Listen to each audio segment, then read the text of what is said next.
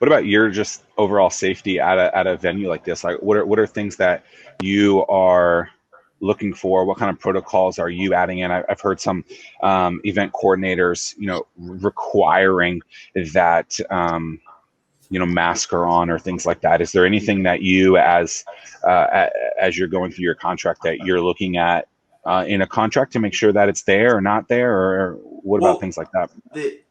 a lot of the contracts that I'm dealing with now, and a lot of them are private and corporate events that I'm getting into, that are some of the bigger contracts that I've got on the horizon.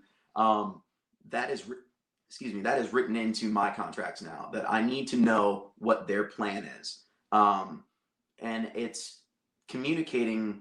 Like, I require them to provide me with like what policies they have in place to ensure that their guests are going to be taken care of, and then what they are going to require from me to make sure that I am, as somebody who's transient, like in there, like I'm the wild variable because I play so many different other places. I want to make sure that I know what their expectations are of me. And so that's a full-blown conversation of just complete honesty, and like, this is where I'm at, this is where I'm at. Like, if I'm feeling any kind of, sick or fluish, this is what I'm going to do, the steps I'm going to take, and the tests I know where I can go to get tested, and make sure that I can stay employed, but I'm going to do it in a safe way. And that the boundaries that I set are respected.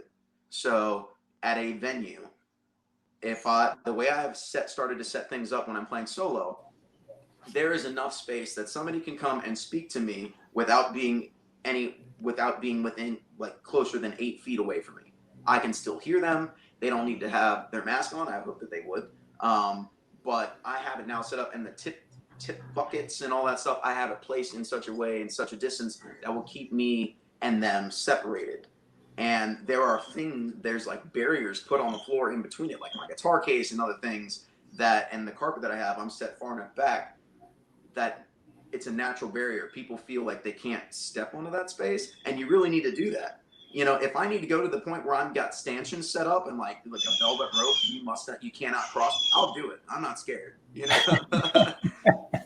And you can do it cleverly as well. Like, I actually stumbled upon, there was a local business that shut down, a department store, and I went in and I bought some fixtures as they were shutting down, right? And these fixtures are going to be repurposed into some lighting, a lighting thing. I'm basically going to build a prototype with some LED lighting, and it's going to be some nice, so it's signage.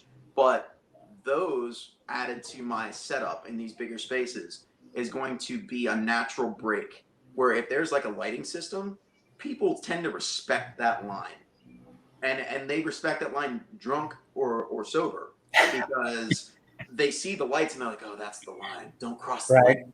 And it's just, I don't know why that happens, but people tend to do Sam's that. a germaphobe. He doesn't want to be next to me, COVID or not.